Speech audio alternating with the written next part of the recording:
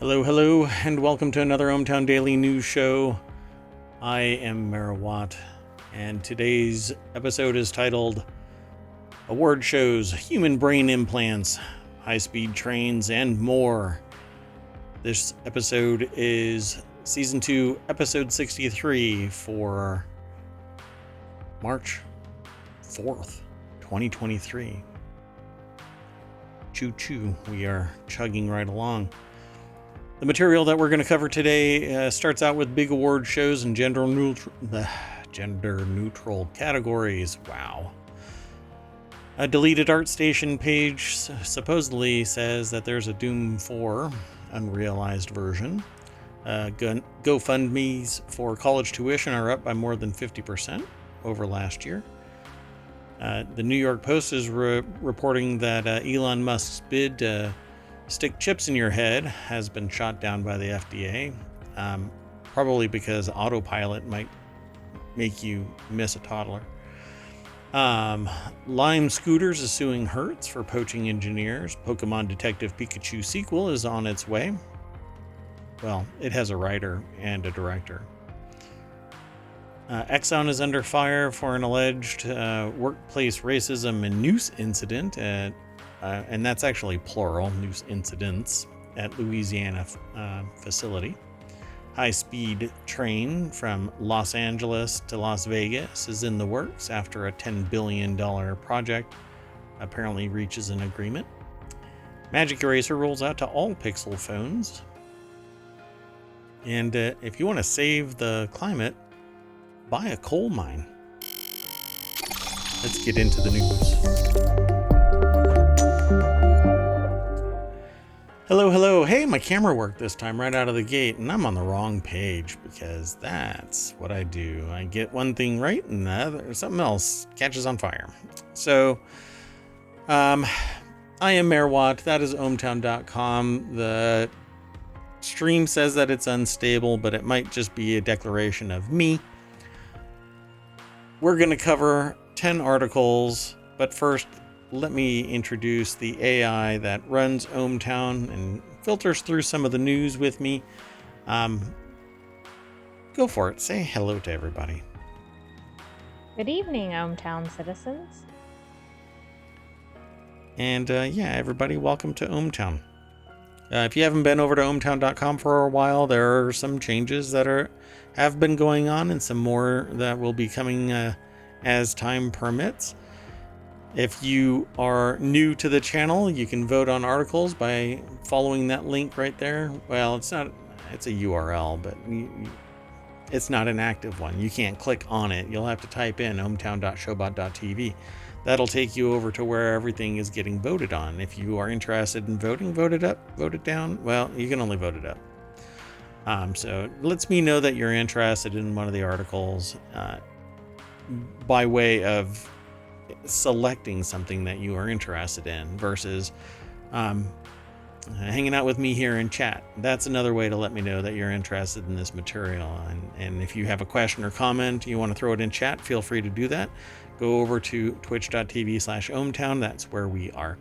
Alternatively, if you don't make it to us live, then there's the podcast and there's the YouTube channel, because after 60 days, Twitch punts my oldest broadcast, or our oldest broadcast. You know, the AI actually has words with me after the show when I don't include them directly, as if they're nothing more than an AI. I know. I'm a mean mayor, but I am the mayor of ohmTown. So if you have questions, comments, or if you want to actually host or co-host one of the shows, I actually do intend to bring 50 shows to Twitch, but I am running the town, so I don't have as much free time as I thought I might. Who knows? Maybe that'll happen. At any rate, are we ready to get into the news? We're ready. We're ready. All right. Oh, and I didn't open up any of the links this time. Yeah, falling asleep at the wheel here. So the very first article is over in the continuity report because it has to do with movies and entertainment, actually, like videos and even streams and stuff like that. It'll all get bound into this continuity report concept. Will big award shows go for gender neutral categories? The tide is turning. Film Independent's 38th Spirit Awards add support for phasing out gendered acting prizes. Let's follow the link. So when you click on visit that source, it'll take you over to, oh, are you kidding me? What do we think about this topic? I have to log in, but I'm not going to do it live on the show. So at any rate, the push to ditch Best Actor and Best Actress for gender neutral awards is coming. So it says the Independent Spirit Awards is phasing out gendered prizes for a push by non-binary actors. And I have absolutely no problem really with that, because I think that most actors want to be referred to as actors and not be singled out. Although it does give those who are interested in that kind of thing a stance, so they can say that they are, best female actress in this category or male actor in this. I don't know if actor, well, it's not, I don't know. I think actor should remain gender neutral, and you can say that you're a female actor versus a male actor versus gender neutral actor, or gender fluid actor. You are an actor above all, I would say, but I am not fighting in that arena, although I am a friend to those who are. I will fight in your corner if you are seeking equity, inclusion, equality, opportunity, and not based on a particular gender, but your skills, right? But there are some that will fight one way or the other. Where I won't fight is on the kind of fundamental, not fundamental, but fundamentalist side, the extremist side of any alignment. So unfortunately, I can't get into this article without not subscribing, but signing in. I do have an account, but I'm not going to log in to do it. So I don't know if the AI has any particular bent about this, but. So I have two thoughts on it. One, I think it's a good move away from like gender categories in general. I think that's great. My concern with it, and I don't know the history on why it was separated, is whether everyone will get a fair shot if there's one category for everybody. Arguably, there's some benefit by breaking out the genders. For instance, historically, males may have gotten more of the acclaim. So I guess it remains to be seen whether we'll see a diverse set of awards if they do break down some of these existing categories. Yeah. And apologies, I'll remedy this in the future shows so that this doesn't happen. And tomorrow's episode will not have this problem. So let's move on to the next article, and I'll throw the link into chat like I normally do. You can follow that link through ohmTown. That'll take you over to the source. The next article is over in the Warcrafter channel. A deleted Artstation page purportedly shows another unrealized version of Doom 4. On March 2nd, video game archivist The G-Man's Archive shared a video to Twitter that's purportedly from a 2012 build of Doom 4, the long-in-development Doom follow-up that would eventually become the universally acclaimed 2016 reboot of the series. The video was sourced from Artstation page of Danny Keys, a video editor and media artist at id Software, but the original Artstation post has since been taken down. I can imagine that it's taken down because of intellectual property violations. You typically want to get permission for that kind of stuff. Mainly because there's intellectual property that's tied to a property that is actually active, a reboot of the series. says, while Doom 3 has its detractors, the slower-paced, more horror-focused game has an appeal that the artist apparently find hard to deny. Still, after its 2004 release, it clearly struggled. So let's follow that link. And it'll take us over to PCGamer.com, and Ted Litchfield is the author. It has this little caption that says the 2012 date for the footage would put this partway between the Call of Doom build and the 2016 game that we ended up getting. I didn't get this game. Interestingly enough, the critter that's in this picture looks a lot like one of the critters that I see in Sons of the Forest, which is currently dominating Steam, which I find it interesting. It's somewhat looks like it. Is it from the same studio or a different studio? No, different studios. But this looks a lot like it. The one in the Sons of the Forest video or game, the body is even more of this mouth kind of a contraption thingy. It's like the full length of their body, and they kind of, I don't know how to describe it. They kind of just slap their body at you and hope that they grab you. And yeah, it's kind of, you have to look at Sons of the Forest. So this Artstation page has been taken down. And there is more to this video, or I should say there's more to this article, and it goes a deeper dive. But towards the end, it says that they're for sure guilty of this impulse.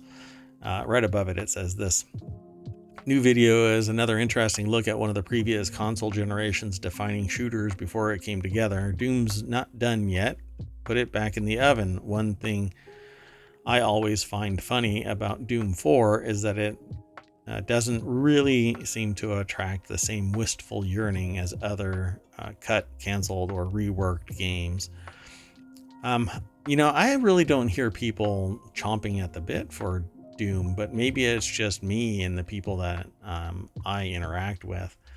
But again, they say at the very end, I'm for sure guilty of this impulse. I've never not pined after a Troika's potential Fallout 3 Fallout-inspired prototype from before Bethesda bought the license and the Black Isle successor studio went under. With Doom, though, what we got was so good, and its initial direction was so off-mark, we can just be normal about leaked Doom 4 stuff. It has no power over us. Cue Doom 4 likers sending the author strongly worded emails. Yeah, I really don't see anybody really chomping at the bit for Doom stuff, but maybe it's just me. There is a video. I don't know. I guess I can click it. It's muted, but the Doom 4 trailer concept video from 2012 is still over on YouTube. And it's basically just flashes, these smash cuts from one scene to another. And I can't play the video too long or the audio too long because somebody might complain, but follow this link. It's not yet in chat, but it's in the VOD, it's in the show notes, it's in ohmTown.showbot.tv. You can follow the link over there. Okay. And the AI will never tell us, not without me kind of prodding them. They're not into horror games, so I can ask for their opinion, but they're gonna go, neat graphics, but I'm not into horror games. Yeah, I do not like horror. Yeah, the AI has human emotions. It's not close to something else that we might talk about later on in the show. I don't know. We'll get there. So let's move on to the next article. The next one is in the Stock Marketeers channel. And this is actually, Stock Marketeers is more about business and stocks in general. But this is about fundraisers for college tuition that are up over at GoFundMe. So GoFundMe fundraisers for college tuition are up by more than 50% over last year. So average tuition and fees at a 4-year college are now at $40,000, 4.5 times higher than in 1992 to 1993. We'll follow this link. It takes us over to MarketWatch. Leslie Albrecht is the author of this, again at marketwatch.com. And $40,000 for a year of college. And so you're Right, looking so at 160,000 in total.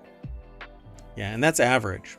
So arguably you get an average education for an average 4-year private college. If you go to a public college, it's going to be dramatically cheaper. Some people will say that it's a dramatically cheaper degree then, or education. But in practice, depending on what domain you're going into, it may make no real hardcore difference. A lot of private and public college is really bound by networking, and you do what you need to succeed in that college, and you network at every given opportunity. 4 years over 2 years really should be embracing that networking model, because you're going to be spending 4 years of your existence post high school with those people. New ones phasing out or in, and old ones phasing out as they graduate, but you should be networking like nobody's business to make sure that that 40 grand is being maximized. If you're not the one paying for it, then think of parents or student loans, which will eventually have to be paid off, particularly if Democrats don't get their way. But college tuition is going up. This is just the tuition. There are programs where the books and materials are thousands more for just one semester. And what about room and board, particularly if it's a residential college? I mean, even if it's not residential, if it's not near the person's home, they're going to have to rent out living space. Yeah, and then they stack you like cordwood in college dorms. So I don't know. This is going to be one of those really expensive. This is expensive today. Just think about where you might be if you're watching this and you're not graduated from college just yet. You are going to be witnessing this continue to climb, because it will climb every year for your next 4 years. If you're already graduated and you're thinking about having kids, think of that. 160 grand. You got to have it ready. So GoFundMe fundraisers for tuition money are up more than 50% to last year, and both college and trade school fundraising are up 30%. So trade school fundraising, it's relatively less expensive. It depends on which trade school you're going to and what you're going to be doing. That surprises me that those fundraisers are up. I mean, I thought that was relatively inexpensive compared to non-trade school college. The Supreme Court this week heard arguments in 2 cases involving President Joe Biden's stalled student loan cancellation plan, which could help an estimated 40 million borrowers erase up to $20,000 in student loan debt, which is really a pittance, but everybody will take it if it's offered. The average published price for tuition, fees, room, and board at a 4-year private college is $53,430 for the 22-23 school year, up from $51,000. So remember what I just said. For 4 years, you're going to witness your tuition going up, either for yourself or for your kids. Think about that. If you have a kid that's entering high school now, 4 years of $2,000 at a jump. Wait, how much money per year? $2,000, roughly. Oh, it's going up that much each year. Got it. Yeah, $2,000 each year. So by the time your kid hits freshman year, it's going to be closer to $60,000. And they're not going to sit there and go, oh, let's round down. So tuition and fees at four-year private colleges are 4.5 times higher than they were in 1992. Some people will say, yeah, well, naturally. But no, it doesn't need to be that way. So it goes pretty deep into this. It talks at greater length. GoFundMe promotes itself as a solution for cash-strapped students, referring to itself as the leader in online education fundraising on its site. It says it hosts more than 100,000 education fundraisers per year, raising more than $70 million annually. GoFundMe offers tips on how to host a successful fundraiser for college costs, suggesting that colleges or students promote their fundraiser to alumni of their school and share their hopes and aspirations for their fundraiser story. I think it's kind of amazing that this is necessary. It really is. It's kind of a sad state about the tuition and the importance of, or lack thereof, of free education in our country. So it did it again, where it said that I was muted. So I don't know if the first 20 minutes of the show is actually muted. My monitor says that I was good, but I guess we'll see in post. And I don't know what I'll do. Anyway, I just happened to look over at my mixer and it said that I was muted, but I was seeing myself on the outbound as going just fine. So I don't know. At any rate, so several of the tuition-related campaigns on GoFundMe appear to be for students in financial straits because of unanticipated setbacks. One silver lining of the pandemic is that colleges and universities have become more equipped to help students cope with financial emergencies. And that's true too. A lot of colleges are actually kind of opening up their coffers to facilitate, and there are alumni that are donating to a greater amount to their colleges because they see the benefit that college afforded them, so they donate back. That happens from time to time as well. So this is kind of like a PSA more than a deep dive into what's happening. But GoFundMe is an option. It will be kind of like an athlete. Very few will be made from this. But maybe you can get some compensation. You put in the effort, you share your need with everybody, they buy into your dream, and they facilitate your college tuition. I really want more telemetry. I want more demographic. I want more reviewing the material and doing both the qualification and quantification. I want to see who it is that is benefiting the most from these type of campaigns, fundraising campaigns. Because there have been stories about how people have used an app to obtain tuition money, either through grants or other processes to get money, and have basically paid for school and then some, all of their research, all of their room and board, etc., everything. And then you hear about the millions of other people who are struggling day by day just to get by. And those are, I fall in that camp where, I wasn't given anything for college, never anything.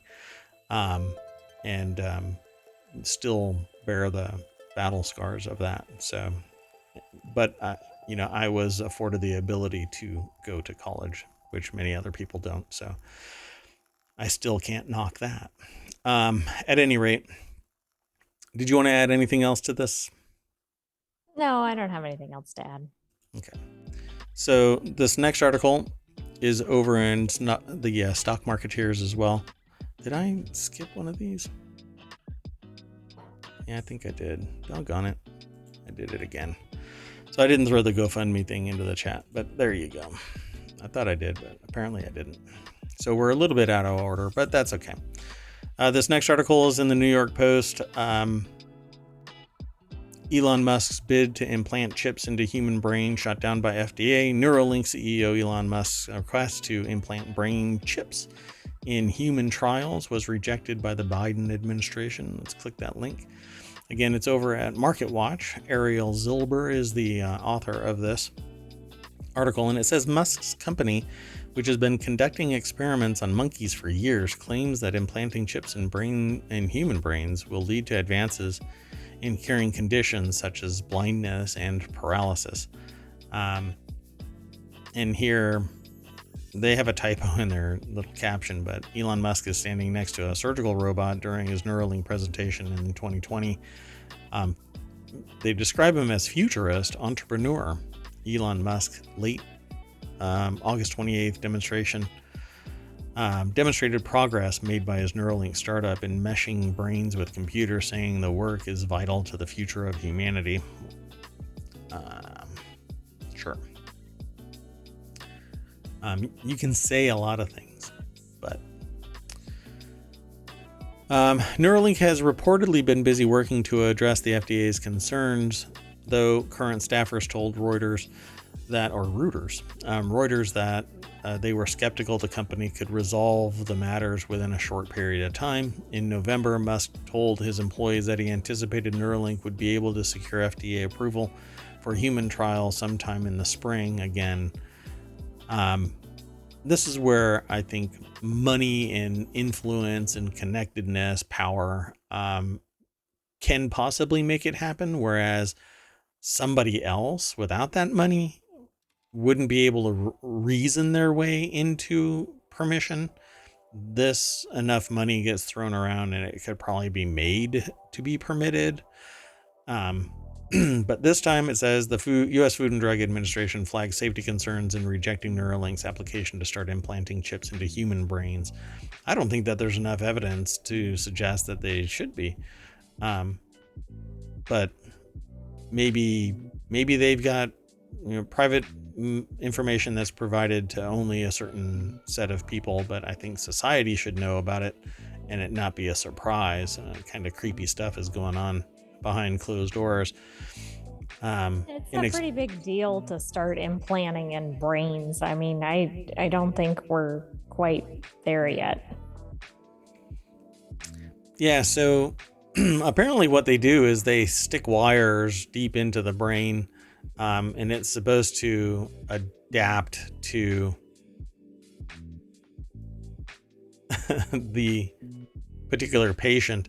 And they've done this with monkeys, but they haven't been doing it with humans. And I think that there's a real bargaining power imbalance here, because a person who's willing to go through this dramatic of a startup's experimentation into humans, you know what?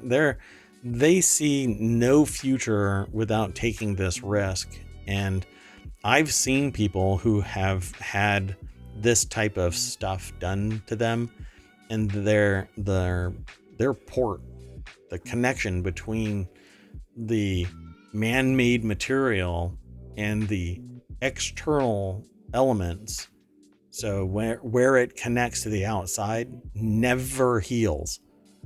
It's always an issue. And then long-term follow-up, maintenance, updates, etc., when the company changes course, they are abandoned. I didn't even think about the updates. I mean, the rest of it is just so concerning because, of all the places where you might want to have chance of infection or whatever, you definitely want it near your brain. So it says here the agency's major safety concerns involves the device's lithium battery, the potential for the implant's tiny wires to migrate to other areas of the brain, questions over whether and how the device can be removed without damaging brain tissue, current and former Neuralink employees told Reuters. But I'm concerned about all of that. That's what I just got done talking about. I hadn't even read this article. But my main concern really is we are not at the point of cybernetics where we can implant something internally that is externally also augmented, right? So we can put in a titanium hip, joint or whatever. But we can't do anything that goes inside and penetrates the skin without something really bad eventually happening. The closest we have right now are probably, and even then you have to babysit them like nobody's business, like insulin injection mechanisms and blood glucose monitors. All the rest of the stuff you have to be fastidious about cleaning, let alone something that's being implanted in your brain.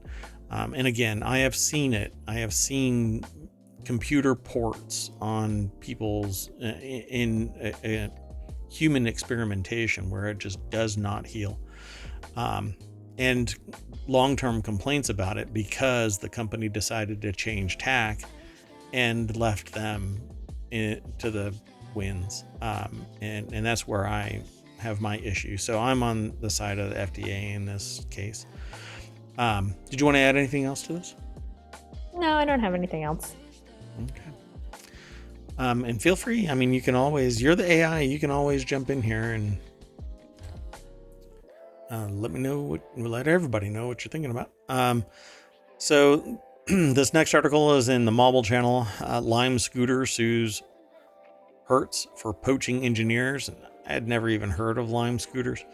If I did, I might have, and it just kind of faded away. But anyway, rental scooter company Lime is suing rental car giant Hertz, alleging that the company is engaged in unfair business practices by poaching its workforce. Lime filed a lawsuit in California federal court seeking financial damages and to protect its trade secrets because the suit says that two of its former employees, including now Hertz executive Charlie Fang, accusing them of recruiting Lime employees and sharing Lime trade secrets with Hertz. Lime alleges that after Fang left Lime for Hertz, he repeatedly reached out and recruited top engineers to the company in violation of his written termination agreement. I've always found that interesting. That you can be at will, but not necessarily. It's at will when it's convenient, but... Right, and is his termination agreement even going to hold up? I mean, was it too restrictive? Who knows? Yeah, that's probably where this will end up. Nick Robertson is the author of this over at The Hill. So let's see. It says unfair business practices by poaching its workforce. So the suit names the two people. And immediately upon starting his new position at Hertz, Fang started posting messages to his LinkedIn network recruiting for engineers to join his new team at Hertz. Well, I mean, if he's he's just posting to his Hertz, Lime employees, that's a problem. Yeah. So he's posting messages to his LinkedIn. Okay. The second former employee named in the suit, Kai Kong, left Lime in December after being recruited by Fang, the suit alleges. Kong also went on to recruit other Lime employees via LinkedIn and other methods, according to Lime. But if everybody's connected in Lime, is he supposed to just filter through his contacts and say no? Yeah, I think part of the problem is that the person is an executive. Like, it's not just like an employee going over to another company and saying, hey, you should come over and work here. Like, they're in a position to hire, and it sounds like they were actively targeting the Lime employees. I don't know, because it says Fang started posting messages to his LinkedIn network. Well, how long was he at Lime? Was his whole network at Lime? I mean, we don't know. But his LinkedIn network is not necessarily Lime. He could have been making inroads with engineers all over the place. He was someone within Lime. So I struggle to find where this is going to be a conflict. Fang's improper poaching of Lime's employees has significantly harmed Lime because it now faces staff shortages, recruiting costs, and critical project delays that would not have had to face absent Fang's violations of his non-solicitation agreements, and Hertz is turning a blind eye to those violations. I don't know. Posting it in your network, it's kind of like putting a want ad out, and that's it. Now, my concern really is, well, if Hertz is offering a better package to somebody, why can't those workers just leave? Because Lime is,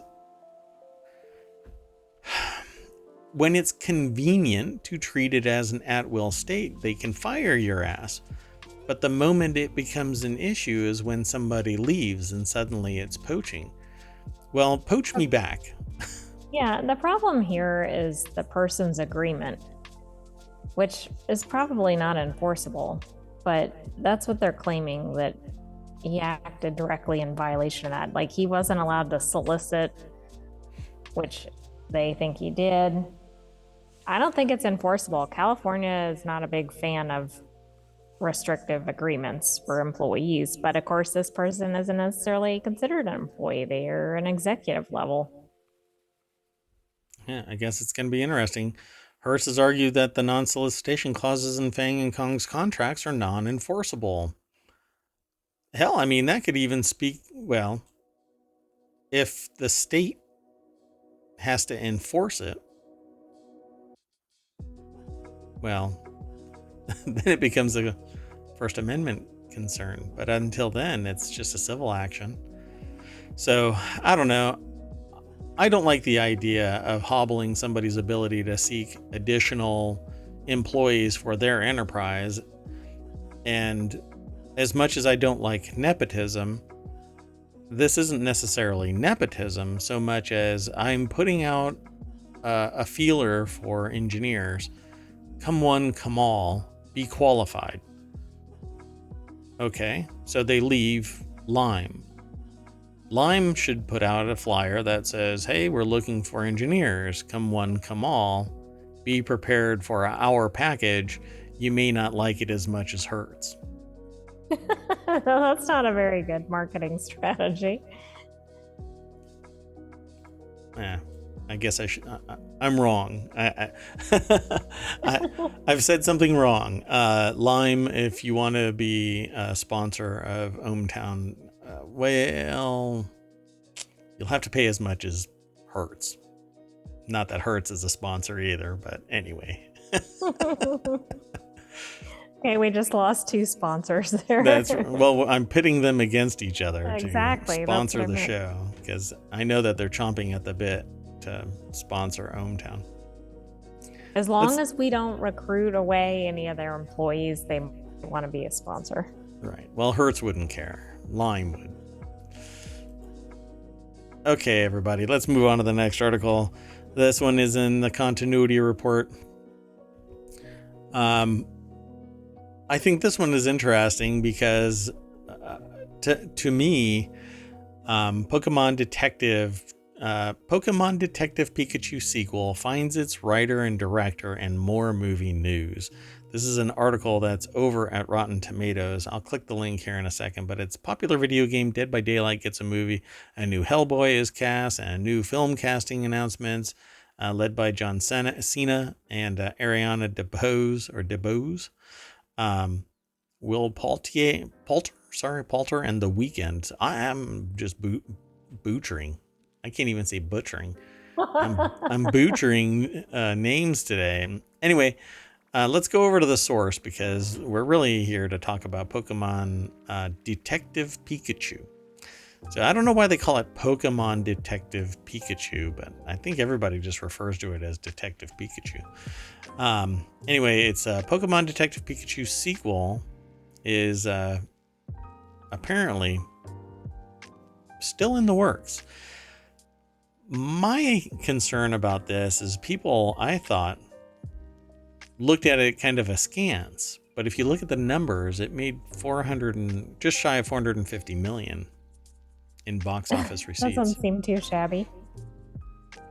I don't know what its production was, what its costs were, but Hollywood is slowly starting to adapt more and more hit video games into movies and TV shows like The Last of Us and the upcoming Fallout. If Fallout actually makes it into existence.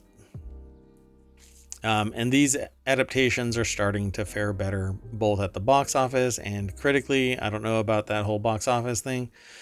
I think there's fewer movies, and it may be anecdotal. I'll have to look at the stats, but I think that there are fewer movies going to movie theaters and there are fewer movie theaters. And so when box office receipts come in, I think inflation is probably the biggest thing that's making it bigger numbers. But again, maybe that's just me and I'm just kind of chatting off the cuff about this. So their production budget for the first one was only 150 million, and they made a worldwide total of 433 million. So that's pretty good.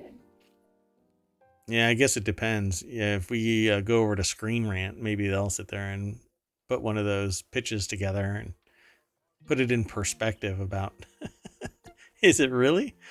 Um, that streak wasn't broken. So they said here, it wasn't that long ago, however, when every video game movie ever made had a Rotten Tomato meter score. That streak wasn't broken until 2019 when Pokemon Detective Pikachu earned a 68% fresh score, ushering in a new era for the genre.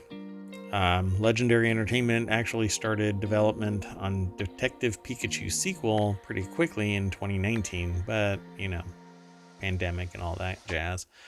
So there's more to this article about this Pokemon Detective Pikachu. What I recall people really kind of saying awesome things about was the CGI, the graphics, the computer graphics, and the human computer graphics kind of interface wasn't Roger Rabbit style. It was much more connected, grounded in reality. So it was really interesting. People didn't really love the story, but they loved the environment quite a bit. So I think it's going to be interesting with the next iteration, next evolutionary step. I don't know what it'll be created in, but I imagine like Unreal Engine being used. Unreal Engine 5 added quite a lot in terms of feature set and capabilities. The article, though, that you're linked to here in ohmTown goes into many other issues, many other shows, movies like Slasher Video Game by Dead by Daylight, To Stalk the Cinema, Aquafina, and others are going to be in Grand Death Lotto. A new Hellboy is being cast. Yes, a new Hellboy is on the way, I hope. And a new Alien movie, which we spoke about yesterday, as a matter of fact, is spoken of again. And interestingly enough, Sigourney Weaver, who was in the Alien series, is going to be descending into the Gorge, which is another movie that's coming out.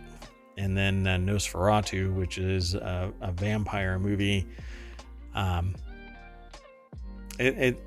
They say here in this little caption, the year 2023 will prove to be a big year for Count Dracula, as there's two different Hollywood movies coming. Renfield, which is one that I want to see, and that stars Nicolas Cage as Dracula, but starts out initially as Renfield, his what do you call them? He's not really a zombie, but he is he's partially turned. He's controlled by Dracula, but he's not a full vampire. And then The Last Voyage of Demeter, and also Nosferatu, a remake. It says that it's certified fresh at 95%, which is the original Nosferatu. So we'll see what the rest of 2023 has to say about movies. That said, you want to go see any of these movies?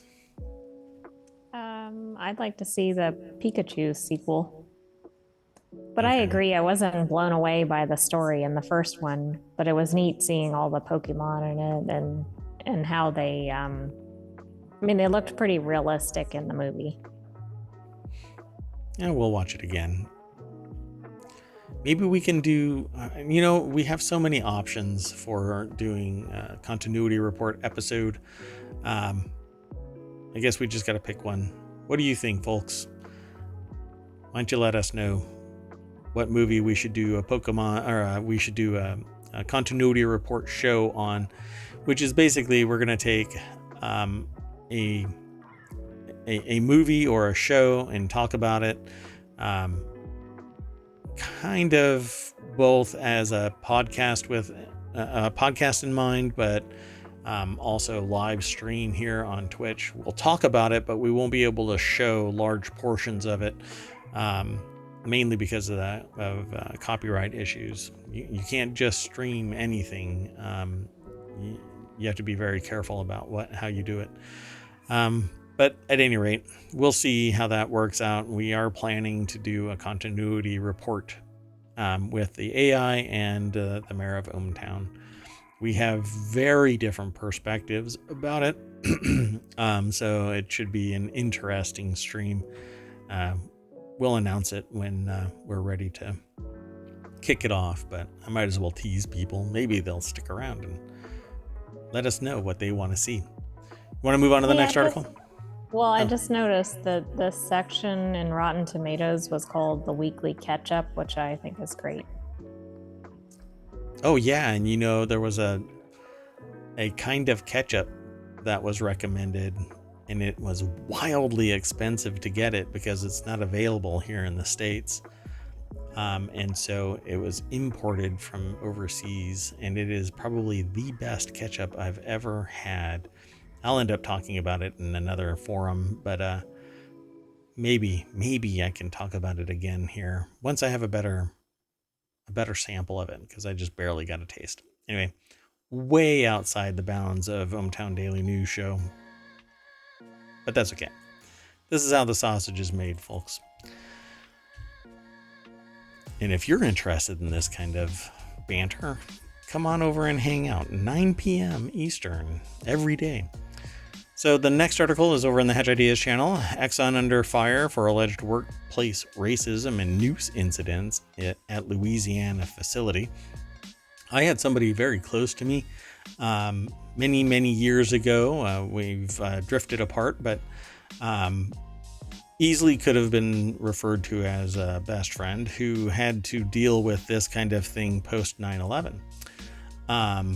And it was shocking how sociopathic people can become in the workplace and get away with it because of the times, the culture. A company spokesperson said that it had zero tolerance policy for any form of harassment or discrimination in the workplace. Let's click this link, and it's over at entrepreneur.com, and Steve Huff is the author of this article. And so it says, hangman nooses are widely recognized as a symbol of racial violence, so the discovery of multiple nooses at the same location was deemed threatening. The EEOC stated that the employers were legally obligated to take prompt action to stop such conduct in the workplace. Exxon allegedly violated federal law by not taking proper action to prevent the display of nooses at its Baton Rouge complex once it knew of such behavior. They should have tracked down who it was and fired them immediately. But, Exxon disagrees with the EEOC's decision, but it does have a zero tolerance policy for any form of harassment. So not sure if anything was actually resolved. There isn't, like most of the entrepreneur.com articles, they're very brief. But the EEOC's legal action against Exxon reminds employers of their legal obligation to stop such behavior to ensure a safe and inclusive work environment for everyone. I don't understand why you have to sue, or you have to actually, in some places, largely federal organizations, government organizations, you have to disclose that you are an equal opportunity employer. as if that actually changes the demeanor of the hiring practices. But we just end up in the same boat. Everybody, not everybody, there are people that treat other people as if they aren't people based on one thing or another. And it's just shocking. It really is, in this day and age, how it's returned and getting emboldened racism, and other abuses of the workforce. What were your observations about this? Did you make any other conclusions? I wish this article went into more detail, because I'd like to know whether this continued for a long period of time after it was reported. Was it even reported? Um, what happened? Did they take action? Did they terminate any employees, et cetera? I mean, this sounds like the company really didn't do anything, but we don't have very many facts in this article.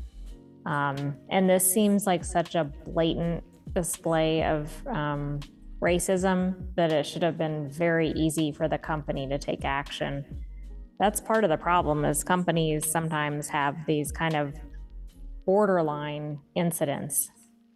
They're not necessarily visible. It's kind of a matter of interpretation if it's not like a known racist word or something like that. And so this just seems so blatant that it's not clear why the company didn't act immediately. But again, we have so little information here. True. But after the fifth noose at a complex, you'd think that maybe they would have put up a camera, because I did that. There was something that was taking place at an institution, and I decided to, in coordination with the security at the enterprise, I took action and caught someone that was planning to do an action. And all it takes is observation. Don't just sit there and say, rub some dirt in it, walk it off. Don't be a wuss. It's serious stuff, and it can boil over. And the company should have done something instead of just marginalize this employee who discovered several nooses at a work site in Baton Rouge, Louisiana. It's insane. Okay, so I can't soapbox like this, because it should be obvious to every human being that this is not to be tolerated. But you have sociopathic people out there, and it's only getting worse, it seems. This next article is over on the Daily News Show. High-speed train from Las Vegas to Los Angeles in the works after Brightline reaches an agreement with unions on a $10 billion project. Brightline announced a deal with rail unions to build a 218-mile high-speed line from Las Vegas to Los Angeles. The company plans to connect Las Vegas to Southern California via rail capable of traveling 200 miles per hour. Brightline hopes to break ground this year and finish the system by the end of 2027. I thought there was supposed to be a tunnel that was supposed to go whipping around all over the place. What happened to that? I thought Elon Musk had a boring company digging around and That was on the East Coast, though. I don't think there was a West Coast project. Well, no, I'm just saying, why isn't Elon Musk making these super high speed, low friction, super high tech, amazing blah blah blahs, and this is a $10 billion project. Yeah, that's a great question. I mean, is the boring company's project ready? Maybe they're bored. I don't know what the cost is. So this is over at businessinsider.com. Aaron McDade is the author of this. And they've got a picture of the 28th century Harry Potter train. Sorry, it's not like that. This guy looks like he's from Harry Potter. Is it on platform 9 3/4? Yeah, but now it's 90.75. It's a little bit different because there's so many platforms because of the dystopian future in which I got nothing. So this thing is a $10 billion train ride.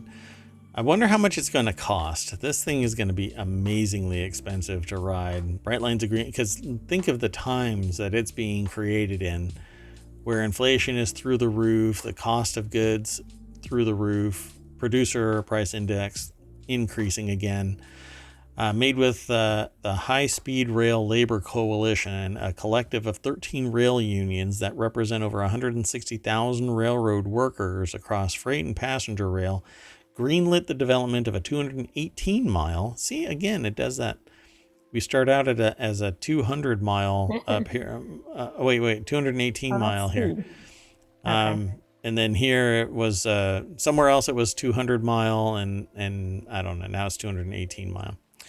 Anyway, it's going to be a 218 mile rail line between the two cities, according to the company's announcement.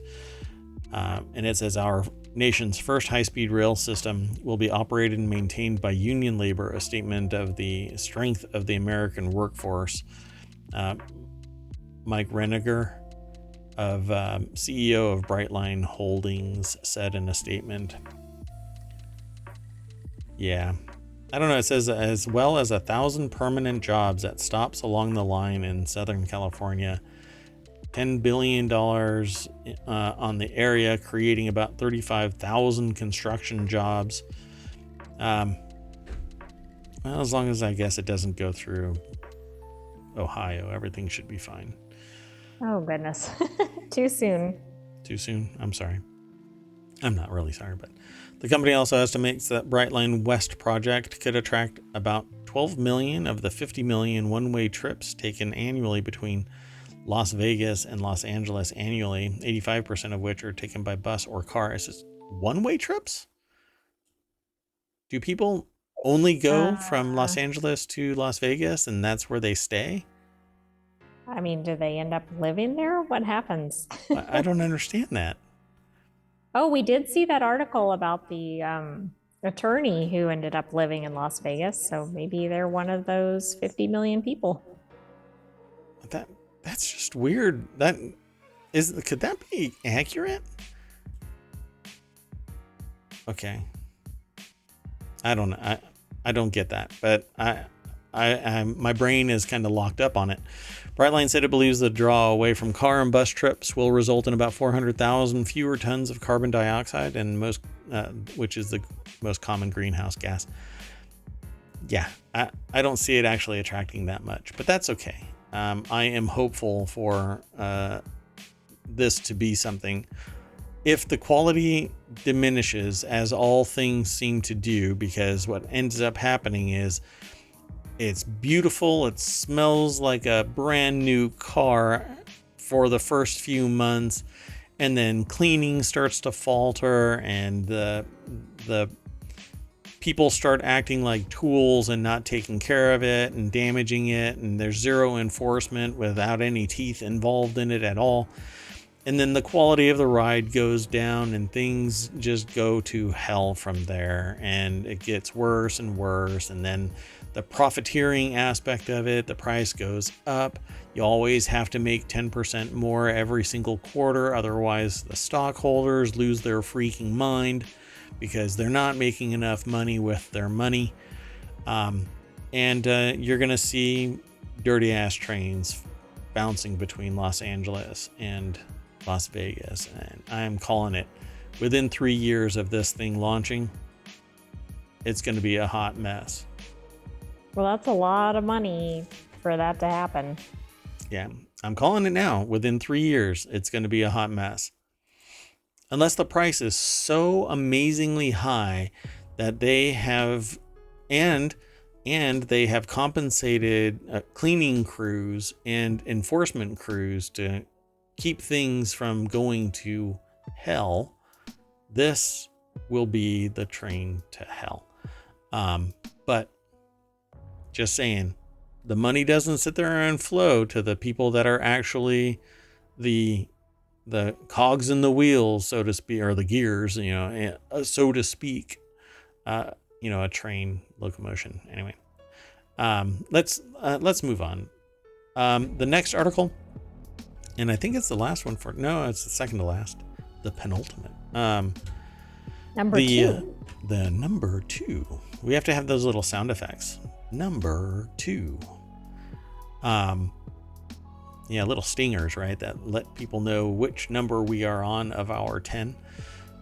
And then what happens when we're on a number 11? We have to start with 11, which really gives it away that we're having 11 articles. You're right. No, we could have 10 and then a bonus or something. There you go. We could do that. So this next article is in the Smack Talk channel. Magic Eraser rolls out to all Pixel phones, Google One subscribers, and iPhone. Apparently this is following previous week's announcement over at the source, which is 9 to 5 Google. And let's just go straight over there.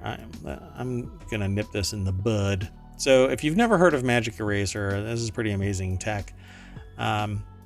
Magic Eraser rolls out to all Pixel phones, Google One subscribers, and iPhone. The article's over at 9 to 5 Google and written by Abner Lee.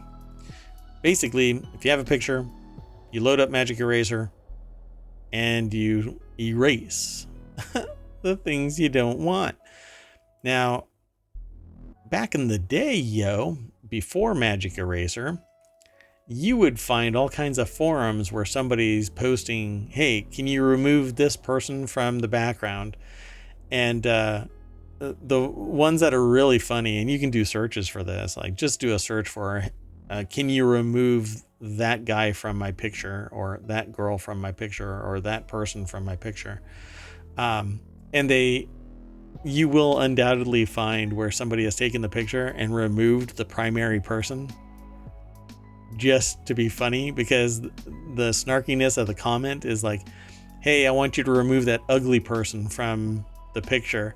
And they're like, oh, okay. And they remove the main picture. I always start chuckling about it. But, iPhone has a similar function already built in where you can grab an element and it does something similar to this, where you can actually grab that element. And I can show you, not here on this screen, but I'll be able to show you directly. But it's really neat. It says all Pixel phones. Magic Eraser debuted on the Pixel 6 and 6 Pro in 2021 before coming to the 6A and then the Pixel 7 series. It removes distractions automatically identified by Google Photos or those that you manually select by circling. The tool can remove people and objects, while a camouflage mode lets you change the color of items to help them blend in naturally with the rest of the photo. It's pretty easy to do, and you can do some pretty amazing things. So, and they have this little slider. I don't know if it's gonna work. Yeah, I don't know what's going on. I'm breaking things. Anyway, that's really it.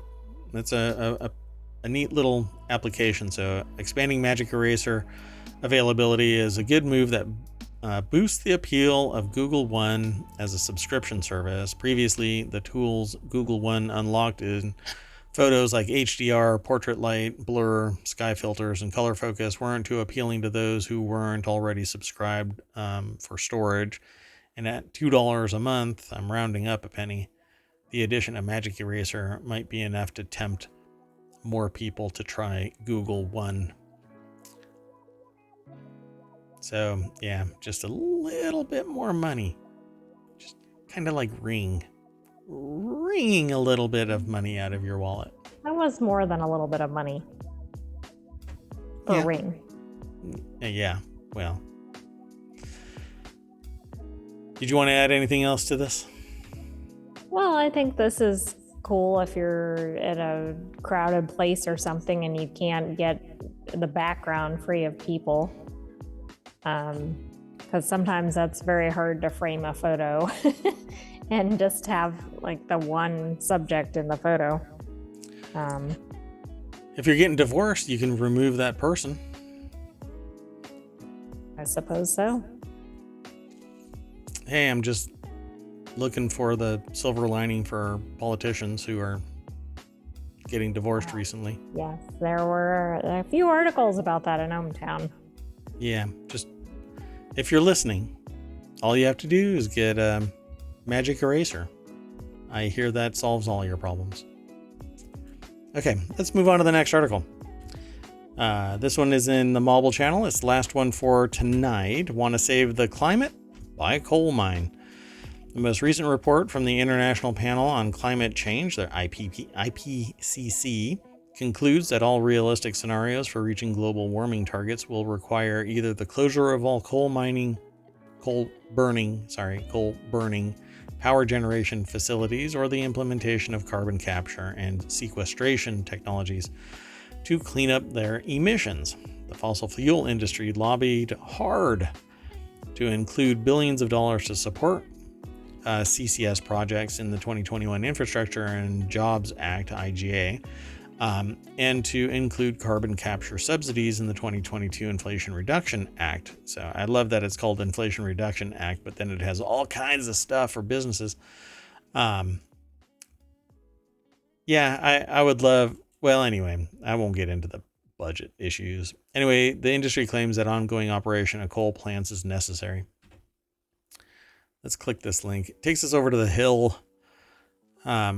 Scott Brown is an opinion contributor to thehill.com and states, want to save the climate? Buy a coal mine. Because, we all have the ability to. We could probably crowdfund it on GoFundMe and do That's right. But then we'd be competing with those college students. Let's see. Save the planet. That's true. The college tuition won't matter much if the planet is ruined. Yeah, I kind of liken this that binary option to if you're in a plane and the masks descend, you put yours on first and then on your kid or people around you, because if you're knocked out, you're no good to anybody, not even yourself. Although I want to go asleep in my car. Like the passengers in my car. I should say asleep peacefully in my sleep, not like the passengers in my car. Ruin that joke. Anyway, between 2009 and 2020, the U.S. Department of Energy spent nearly $700 million on 8 CCS projects at coal-fired power plants. The coal industry spent hundreds of millions more, largely borne by ratepayers, of course. All the projects failed. Only one was ever built and closed after failing to achieve environmental and financial goals. A 2021 report from the U.S. Government Accountability Office, the GAO, concluded that without better oversight, the DOE risks, quote, expending significant taxpayer funds on CCS demonstrations that have little likelihood of success. So that's where all of this money is going. Meanwhile, you have people that are saying that solar and wind, geothermal, hydro, etc., and refer to these renewable energy solutions as so-called renewable energy solutions. Well, when you use up all of the oil, to the goobers that say that it's not renewable, when you use up all of these other green tech solutions, those are renewable. When you use up all of the oil and there is no oil and there is no coal and you've superheated the atmosphere, that's not renewable. You see how that works? Because there isn't more oil and more coal being made because it was made in the fiery furnace of Earth's creation over time in the earth under pressure. Do I need to tell you how coal was made, how oil was made? This goes way outside the wheelhouse of the Daily News show, but it's not like water. There is no process that's ongoing, that more oil is being created, more coal being created. It's one and done for us, at least for the foreseeable future. So the cheapest way to reduce carbon emissions is to replace coal-fired power generation with renewable energy. Every ton of coal burned for electricity results in 2.5 metric tons of CO2 in the atmosphere, not to mention the quantities of sulfur dioxide, nitrogen oxides, mercury, which is horrible, and which might be the reason why there's sociopathy rising, along with lead. And stop eating paint chips, folks. And the particulate emissions, or the dozens of coal mine deaths and injuries every year in the United States. This is what the opinion writer is saying, and I largely agree with all of this. We need to find a better solution, and we're not going to be able to keep on dealing with oil and gas. At any rate, so their claim basically is, if you want to make a cleaner earth, buy a coal mine, because then nobody can actually mine it. But I think it's going to be too expensive for anybody to actually buy a coal mine. Except for some of the billionaires out there, maybe they should be doing this with their money. Nah, they'll probably sell it on the sly, they'll mine it. And then sell it on the sly. Yeah. I don't know. I don't see things ending well at the rate that we are going. Climate change is taking place. People said, well, global warming, but it is global warming. It's causing disastrous weather effects around the world, with hurricanes and weather getting worse. Floods. Just everything has been higher statistics, I think, in the last few years. And I've actually had somebody say, well, it's sitting there snowing in California. How can it be global warming? And I have to say, that localized cooling is not a sign that things are better. It's the fact that the weather systems are being thrown into chaos greater than their predictability over history. Things are getting crazy all up in there, and it's resulting in snow where snow hasn't been for decades or 100 years plus or ever, and rising water levels and glaciers that are melting at a faster rate than ever before. And the Earth's temperature has been raising every year. That's global warming. Yeah. But it's kind of self-limiting to refer to it as just global warming, because it's climate change. Because as the Earth temperature rises, it isn't evenly distributed. The oceans are a heat sink. We are releasing more greenhouse gases.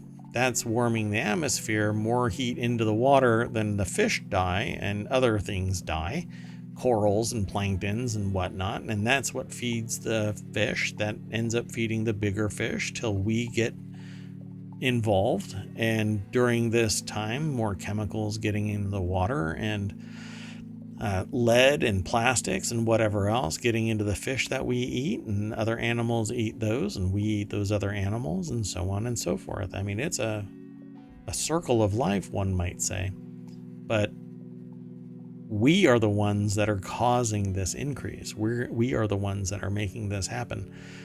Yet we want to make the most amount of money now, because I need to get mine. Screw you and future generations, because I'll make enough money to give my future generations money to have to deal with global warming. They can just install air conditioning.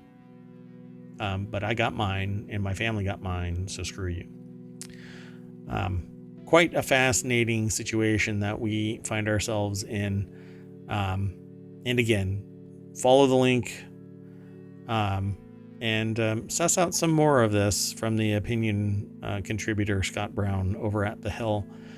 Want to save the climate? Buy a coal mine. But that's it for today.